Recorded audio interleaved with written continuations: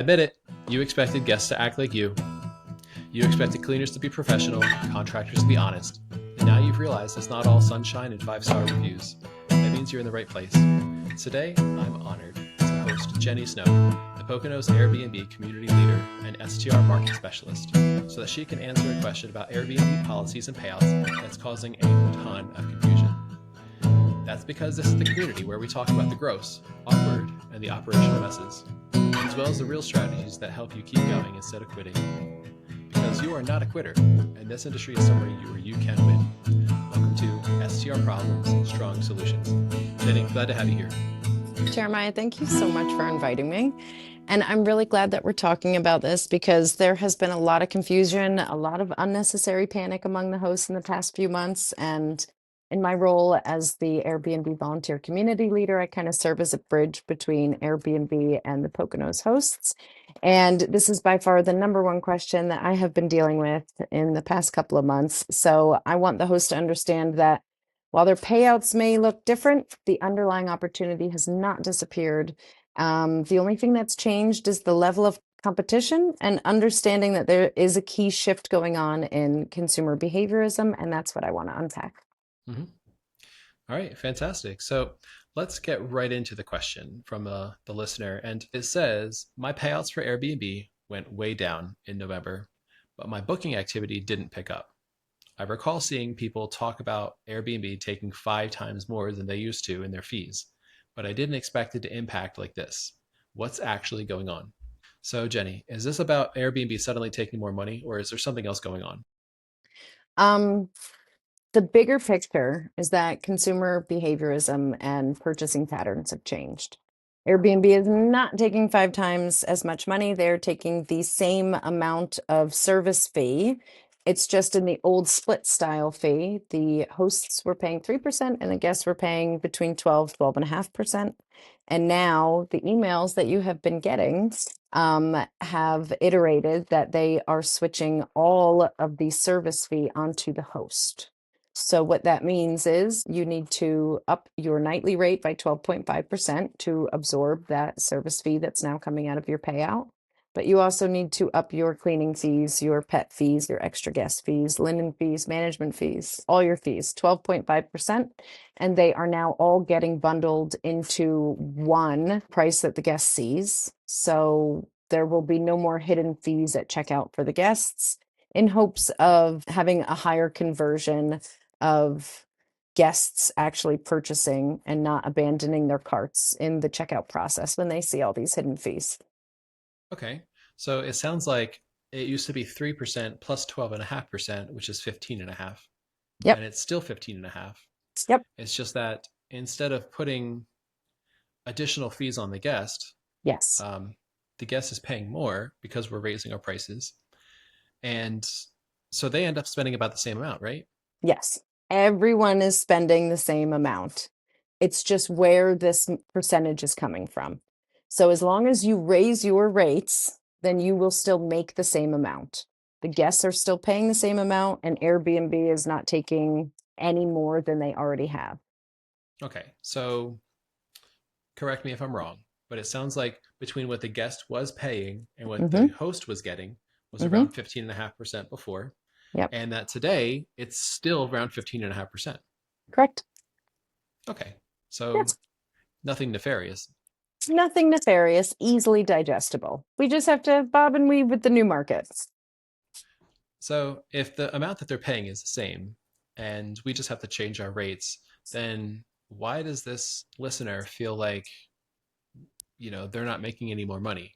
If Airbnb didn't just suddenly jack up their fees, what's the biggest driver, in your opinion, behind lower payouts? I would say it is the explosion of supply that happened after COVID. Being in the Poconos, Pennsylvania, we are uniquely positioned to be within a 4 hours drive of 100 million, 200 million people in the New York City area, along the Eastern Seaboard, down in the Arlington, Virginia state capital area. So we've kind of always been this vacation spot. And during COVID, our supply just absolutely expanded. I would say that was the gold rush era. Anytime before COVID, during COVID, and then 2022, it kind of started tapering off. And so right now we have, I mean, short-term rental demand surged to absolutely historic levels during COVID. There was the remote work, the travel restrictions, the stimulus, and it just kind of created this perfect storm for people to say, let's get out of the city and let's go to the mountains to ride out, the pandemic. Hmm. But when that happened, naturally, thousands of new hosts entered the market. But it didn't stay gold rush forever. The demand normalized, but the supply never shrunk back down. So our demand has stayed steady. Our supply has exploded. Okay. So when we were talking earlier before I hit record, you said that Airbnb prioritizes bookings over host profit. Can you explain what you meant by that? So Airbnb prioritizes listings that get clicked on and then get booked. And they prioritize how quickly that happens. So if someone clicks on a listing and within, I'm not sure what their algorithm is, but within a certain time frame, they click book, they are going to keep pushing that up the search results. So there are many different variables on what is going to get the potential guest to book your place, but we definitely need to make sure that it's, the first 4 photos, a solid listing description, a good guidebook always helps. And they really do look through your past reviews and they want to see how responsive you are. So there are so many variables that are helping and hurting all of these new hosts here on the platform. Yeah, I think everybody wants to figure out that algorithm. Yep. And so, what The do you great got? secret. What do I got? Well, value. It all just comes down to value. So Airbnb wants their site to give value to consumers because when they are getting value from something, they're going to come back. They're running a business. So value is the number one driver of boosting your listing. If you put on smart pricing, a way that it will get bookings because it prioritizes the bookings happening over how much money the host is making. They will just find a very similar, a comparable listing in your area with the same amenities and the same condition, and they will cut whatever their price is by, let's say, 2%, 5%, 10%. And then the guest will see, oh, yours that's lesser is more valuable because they want, let's say, $199 for this one, but you on smart pricing, now it's just $179. So that will get them to book and that creates value in their mind, but it doesn't necessarily create a strong business strategy for the hosts. So, even if a host never touches their pricing, how can the algorithm still apply downward pressure?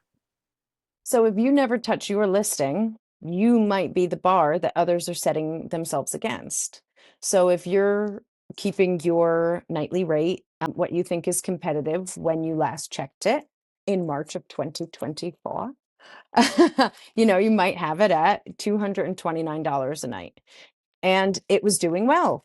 Well, now these other hosts that are coming in your neighborhood with the same amenities, they're looking at your price and they're saying, we can beat that. We can do 209. We can do 199. You know what? It's a Wednesday night. $100. Why not?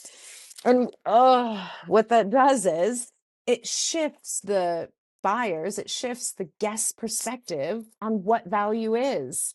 So when you keep dropping it and dropping it and dropping it, now they're expecting all of this for pennies.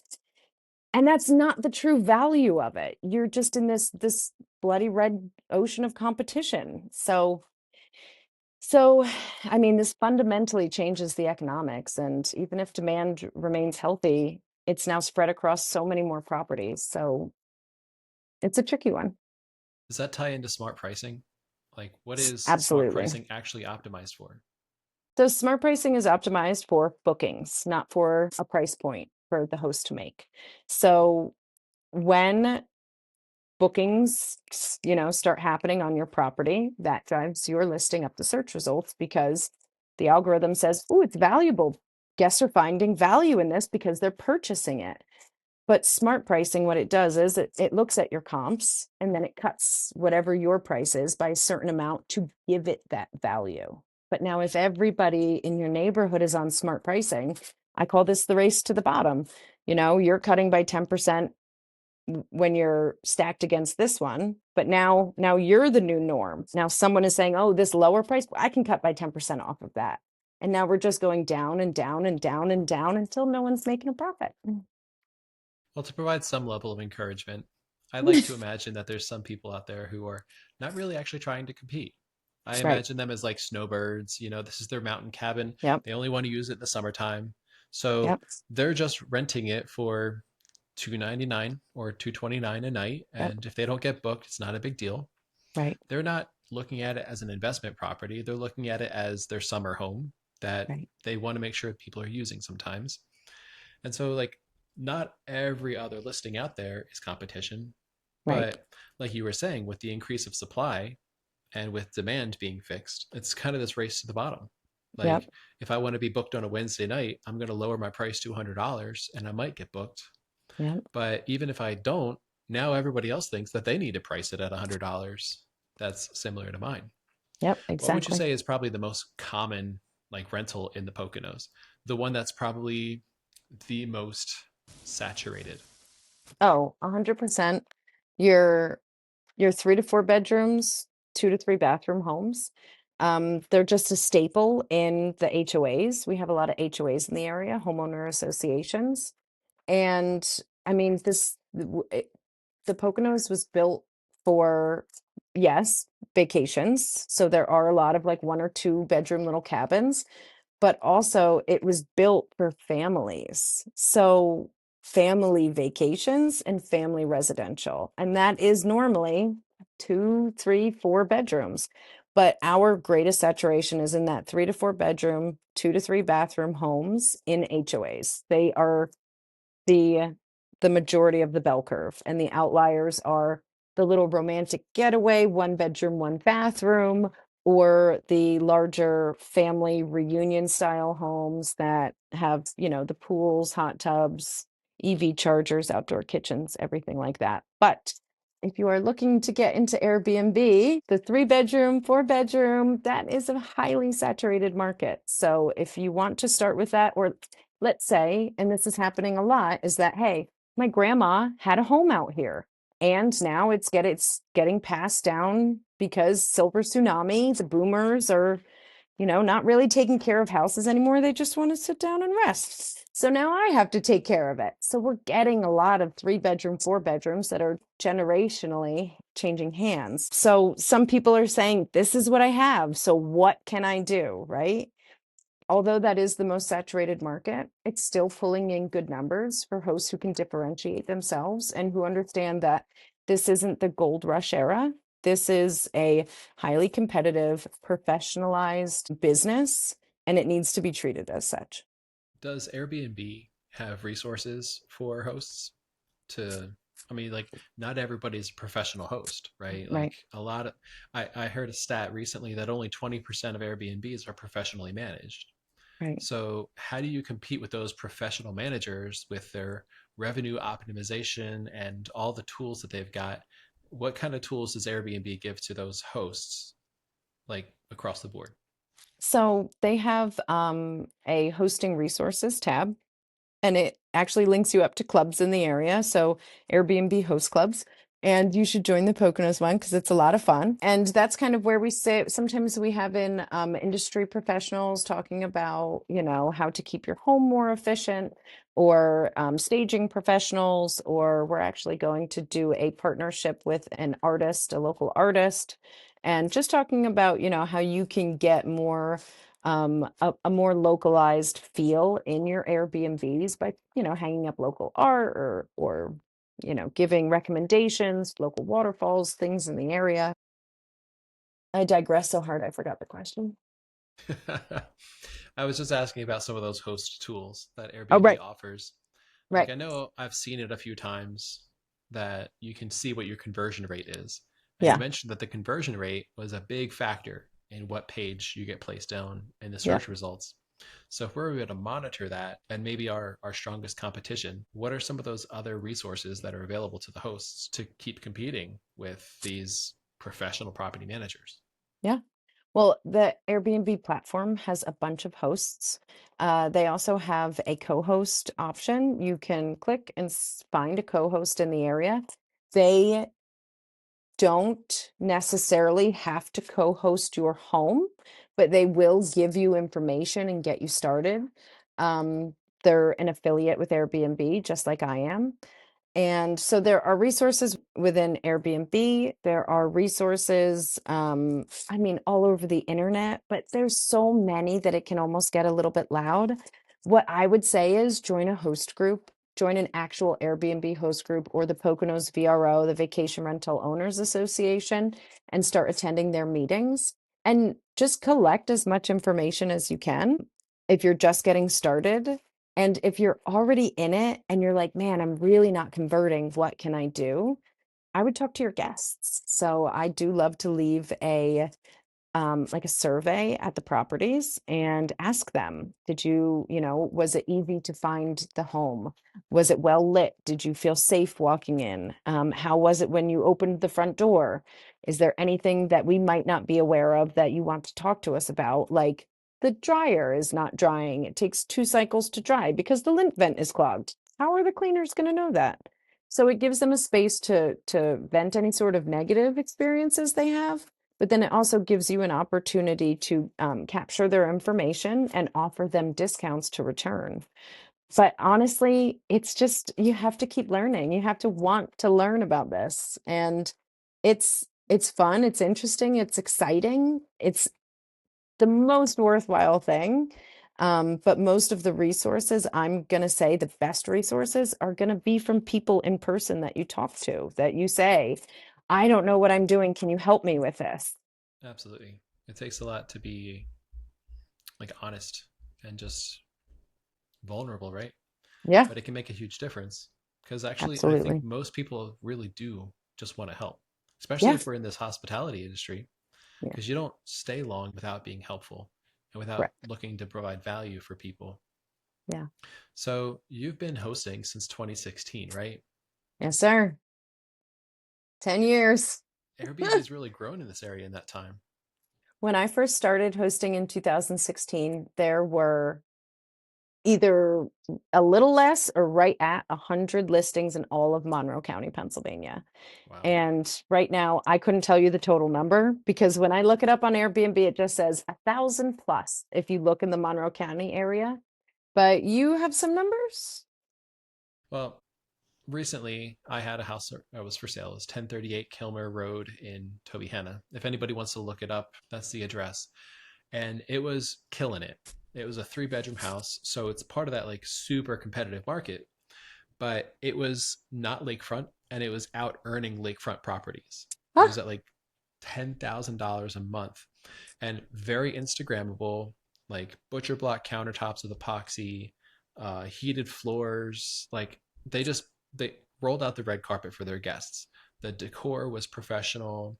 They had a solid cedar hot tub, which was very expensive for them to run year round because there's no insulation. But Wow. like, but putting that guest focus first, that was a Mhm. great investment, even though it cost them a lot of money in electricity. They still had so many reservations. It wasn't ever a struggle for them to pay the electric bill.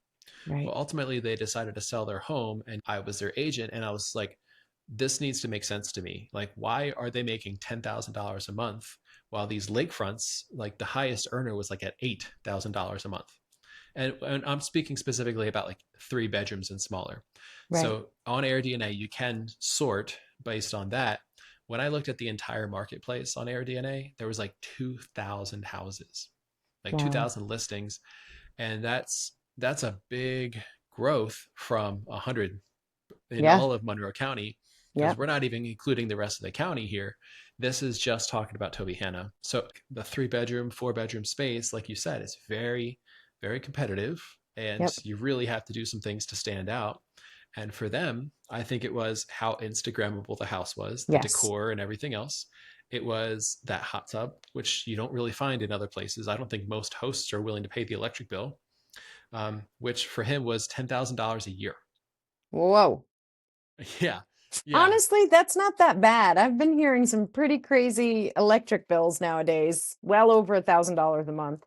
Well, I know that it was quite high even in the summertime because of the hot tub. And he had all these different amenities figured out, and the decor was on point, and they took one night reservations. A lot of people in Okay. that area will not take one night reservations, but Right. between the HOA and the township, it was allowed. So they were able to differentiate themselves. And I don't think it was just the house. Like, what are some other things that you think might have been going on that would cause them to be successful that maybe the next host with that same property was just maybe earning half as much? I think that guest focus that you mentioned is definitely key. I love the word Instagrammable because it's a ridiculous word, but it has so much value. Even if just one wall, one area, one nook is Instagrammable, it can change your booking numbers by a significant amount. It's a guest focus. Some of the best rated houses, the hosts will leave not just a first aid kit, but like an emergency take what you want, leave what you want kind of a kit for anything, for hairspray or gel or doesn't matter. So it's just all of these extras so that guests don't have to think about, oh my goodness, we just got to this house. It's midnight. We're starving. Nothing's open. Thank goodness, here's a bag of popcorn I can throw in the microwave. It's those little things that the guests really value so much, and they will take the time to talk to their friends and family about it. And that word of mouth really has a lot of weight in today's consumer behavior. So I think focusing on the guests, making sure that you have clear line of communications with the guest, that you are decorating and building your business through the eyes of the guest. It's so Mm-hmm. easy to get stuck in this host mentality of, well, I need to make this amount and I only have this much to spend. So I need to like cut this corner and cut that corner. And then we'll just have to deal with it until summer. And then if bookings pick up, then maybe we can get a hot tub. You really need to take yourself out of the host mentality and put yourself into the guest mentality. Mm-hmm. Like, okay, so you can't afford the hot tub this year. What can you do? What can you do that is a trade for them? So keeping the guests at the forefront and realizing that yes, this is a business for you, but this is, I don't want to sound cheesy, but this is their life. These are their experiences, Mm-hmm. and those are coming to mean so much in this consumerism world where, I mean, admit it, the last couple birthday gifts that you got, did anyone make you anything or did they just buy it? So I Like love they, what you're saying. yes. I I had a probably the most viral TikTok I ever made. I Okay. um I was talking about somebody scamming their guests into coming to their rental just to make them aware that linens are not included. And the amount of comments that I got that was just hate towards Airbnb and Yeah. VRBO, because so many guests are having this experience where they're going to the house and then they're being asked to do things that they would never ever get asked to do at a hotel. Right. So, like, the guest is, consciously or not, comparing our rental experience to their last stay at a hotel. And a Okay. lot of those hotels have indoor pools. What do we have going for us? We have a kitchen, right? Yep. And separate bedrooms.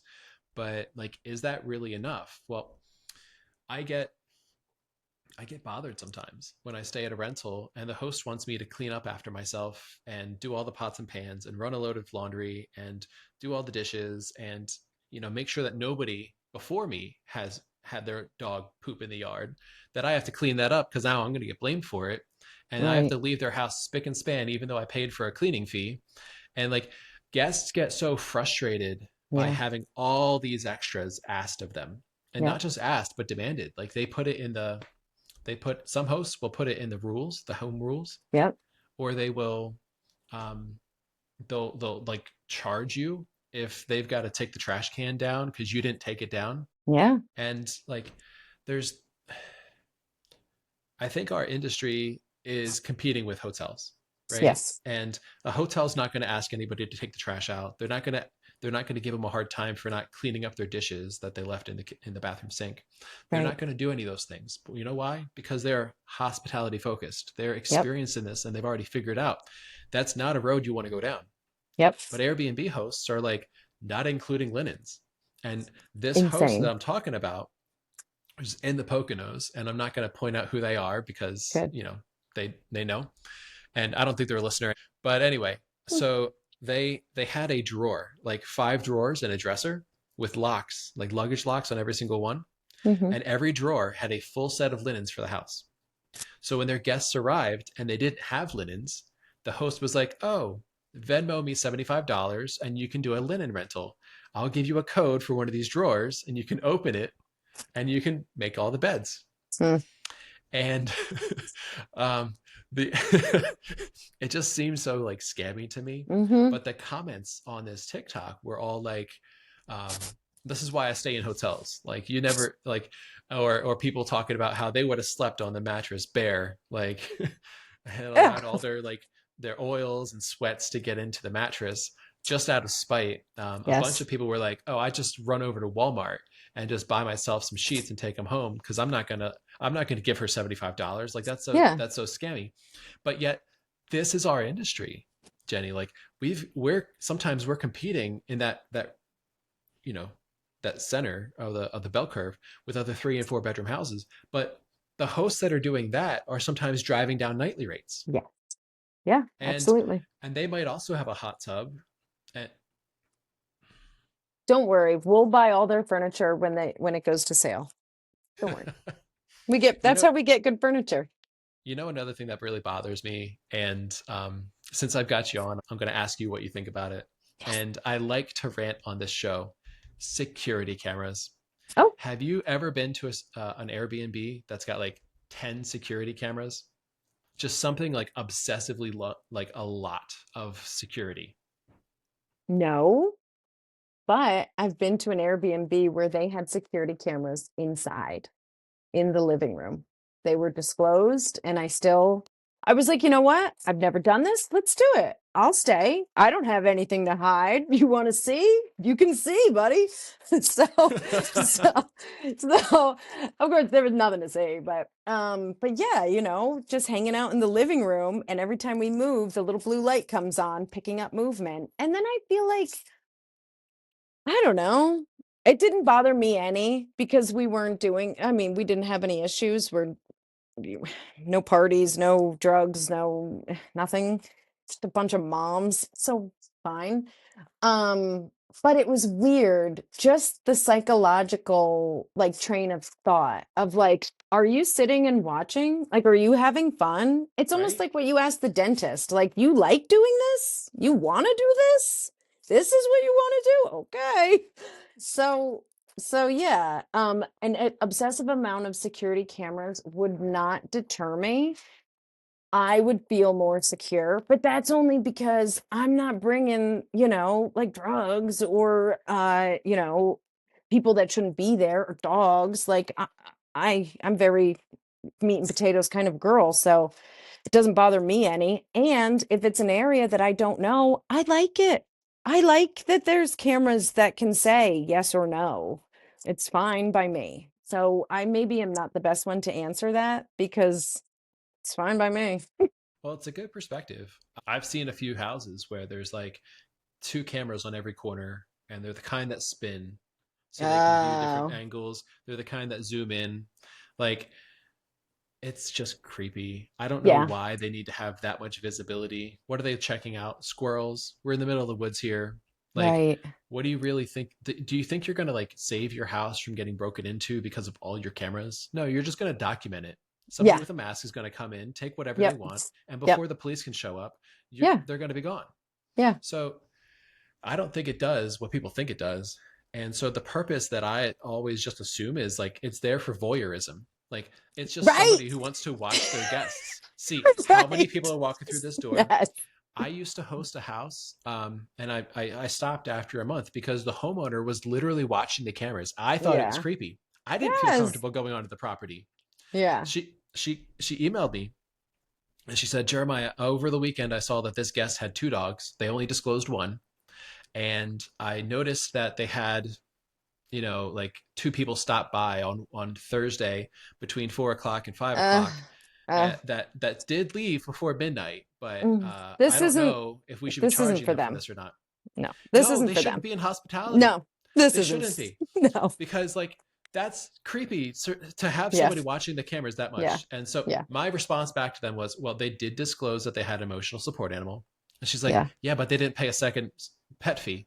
I said, Yeah. well, this was a reservation on Airbnb. There's only one pet fee. You can't make it per pet.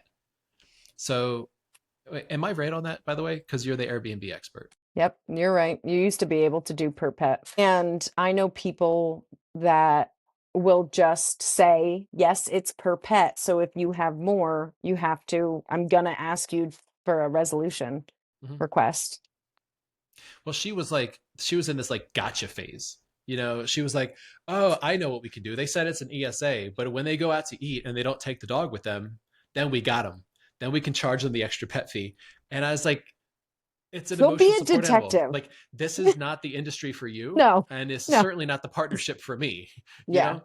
But Yeah. like, there was another house that my client purchased, and then they wanted me to start managing it. And once we listed it on Airbnb, and it was like immediately flagged and taken down. And I couldn't figure out why. And racking my brain about this, going over it with the homeowner, the best theory that we all came up with was the reason why Airbnb was telling us that this property could not be relisted was because the previous owner had those creepy cameras everywhere. And somebody probably complained about them. Oh, And Airbnb, being a big corporation, would not give us the explanation right. to give us the opportunity to solve the problem. Right. I even sent them a copy of the deed saying that it Yeah. had just transferred ownership. We Yep. ended up just listing on a different profile, and it worked out just fine. But like, we took those cameras down, and I'm talking like the ones that you saw at Kmart, growing up, like Yeah. like a big half Bubbles. bowl. Yeah, like, and there was one near the hot tub. Jenny, Oh, there was one near the hot no. tub, and there's No, one on that's the other weird. corner of the house, so it could view all four directions and everything else. And it's a big black bowl, so you don't know if they're watching you or not. I feel like having this conversation, my stance now is have all the cameras you want for documentation purposes. But if you're sitting there looking at the damn cameras, then this isn't for you. This isn't the place for you. This isn't. Go be a detective in New York City and solve a crime if Yeah. that's what you like doing. I Yeah. used to clean a house for a guy, very good guy, and I actually mentioned him in one of my other podcast episodes. But he had a camera inside, like you were talking about. Hmm. And I knew that this is a violation of Airbnb policies, but I'm not his property manager. I'm not there to give him legal advice. So I just let it be. But my understanding is that Pennsylvania, and this is in Pennsylvania, is a two-party consent state. You Yep. cannot just record somebody's audio without their express permission in an area that's considered private, like your living room. Right. So he's renting his house out on Airbnb. So it's a violation of the terms of Airbnb to have a camera recording inside. To have Yeah. audio being recorded inside is a violation of Pennsylvania code. And yet he had both of those things on to record his conversations with my cleaners, and then What? presented that to me like, oh, this is to save you as well. Because if one of them slips down the stairs, at least we've got it on camera. And I just feel like so many Icky. people are it felt icky to me. Yeah. And we did discontinue our services with that guy, but it wasn't just because of that. It just felt like nobody really feels comfortable cleaning this Right. house. Yeah. And it wasn't worth the business to hold on Yeah. to it. You're just really shining light on the fact that people appreciate having people to people communication, and that when we Mhm. rely on this technology to either keep us safe or guard us or put up some sort of guardrails, all we're doing is alienating people. The cleaners didn't feel safe, you didn't feel comfortable, the guest didn't feel, I'm sure didn't feel comfortable, and it's all because he's nervous about, or he or she is nervous about something. So they put up these parameters to keep themselves safe, and all they're doing is putting up walls. Yeah. So And I totally get where he's coming from. He's like, hey, if they have nothing to hide, why would they care about cameras? But I'm like, Airbnb has policies about this. Like, yeah. you can't break those policies, you'll get delisted, like that house I told you about with the Yep. cameras. Yep. Like, if somebody complains, Airbnb is not going to give you the opportunity to fix the problem. They're taking No, you down. down. No, with no explanation. None. Yeah, it's rough. We got to be careful. We got it was like a, you can't ever list this house again. Hmm. And that wasn't disclosed when it was sold. Like, so how much information did the previous owner have, Yeah. Now, Jenny, you know how I go. We've gotten way off topic. Yep. So I'm going to try to summarize what we're talking about, and then I want you to tell me if I missed anything. Okay. So the email came in. The host was saying that it seems like Airbnb is 5x, like they've increased the fees. Hmm. But what we discovered is that we just weren't reading the email that came in, that between what the guest is paying and what the host is getting is still the same amount. Yep. But we have to adjust our pricing as hosts so that we still Yes. end up getting the same amount rather than that discount being Yes. applied to them. We Yep. talked about the market and how a lot of people came in the gold rush phase, and now like the market's a little bit more mature. Yep. So there's ultimately competition among the most common homes that there's not as much demand for. Yep. So anybody who's looking to get into this marketplace should steer away from 3 bedrooms and 4 bedroom houses, because it sounds like there's not as much demand for them, but there's a ton of supply. Yes. And then we ranted for a while about cameras and amenities and Yep. sheets and towels and houses Yep. and recording devices. And now Yes. I'm looking around for like recording devices. No, my goodness. No, Did I but miss anything? um, no, I don't think that you did. Anything else to Um, add? I mean, I've been hosting, this is my 10th year now, so I feel like I've seen many phases of the market, before the boom, during the absolute gold rush, and then now in this more competitive phase. So the opportunity for a strong business has never disappeared. It's maturing, it's shifting, and the hosts that are staying on top are the ones that are educating themselves. They're invested in not just this business model, but this community.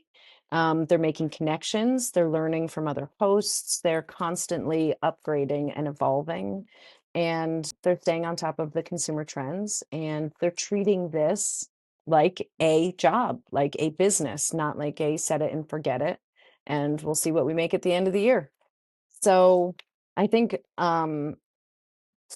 ultimately the opportunity is still there. The money is always going to be coming in to the Poconos as a vacation hotspot.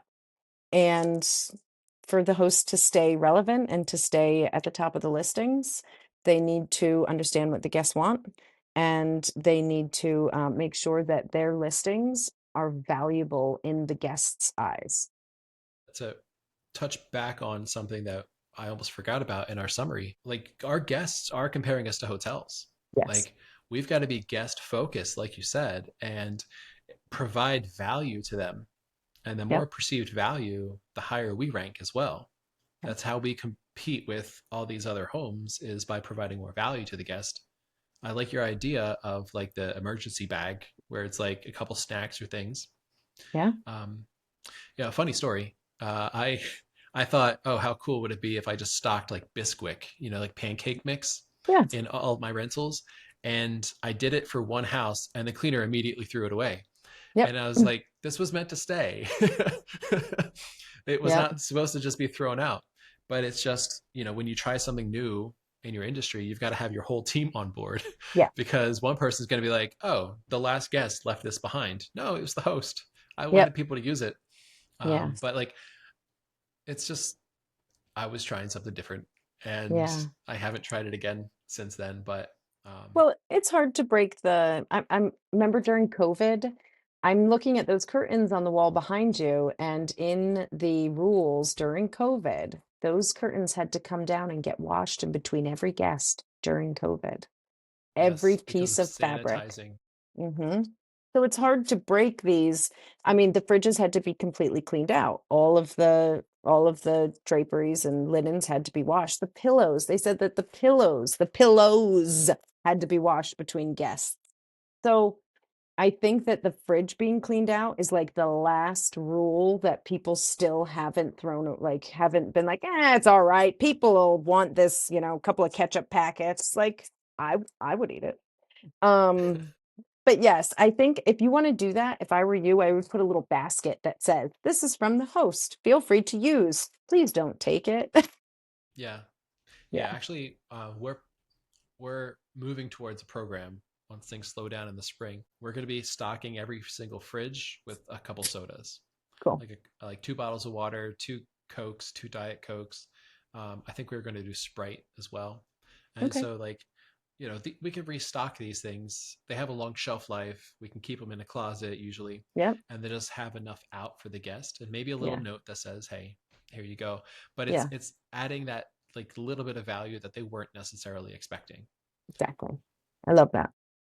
And that is one of those like categories that gets rated when the guest rates the house. They might leave the house an overall 5-star review, but if they leave a 4 for value, Airbnb is probably paying attention to that more Yeah. than the Oh rest of yeah. their scores Oh yeah. and using that to place you in the algorithm. And I also suspect when I go from page 1 to page 2 that it's just because of how a guest responded in their review, because Airbnb sees it before I see it. Yeah. Even if it takes me 2 weeks to rate the guest, Yep. I'm seeing that effect immediately, which is why I love your idea of like the survey. It's asking them those same questions. Did you Mm-hmm. feel safe when you walked into the house? And was it well lit? Yep. Was it easy to find? All those different questions that you just asked in your survey are the same questions that they're asking later Yep. on Yeah. from Airbnb. And having an opportunity to market back to them directly, I think is huge because Yeah. you can stay in communication, tell them when you have vacancy. Yep. Awesome. So, to our listeners, if today's episode felt a little too familiar, you are not alone. These are the problems no one talks about when they sell the dream of easy passive income, but they're exactly the problems that make or break your operation. If you've got a situation you want to share, then please email your question at info@galvanizedmanagement.com or reach out, give me a phone call if you'd be willing to, talk. Your problem might be the next one that we break down, and chances are you'll help a lot of other hosts in the process too. If this episode helped you, share it with another host who's in the trenches. That's how we make the industry better. I'd also love to see you follow us on TikTok at Galvanized Investments, Facebook and YouTube as well at Galvanized Management. Until next time, stay steady, keep learning, and keep building something real. Jenny? This is STR Problems, Strong Solutions with your host, Jeremiah Knoll, and me, the guest, Jenny Snow, the volunteer Airbnb community leader for the Poconos and the STR specialist here in the real estate world. Thanks for having me Awesome. on, Jeremiah. Thank you very much.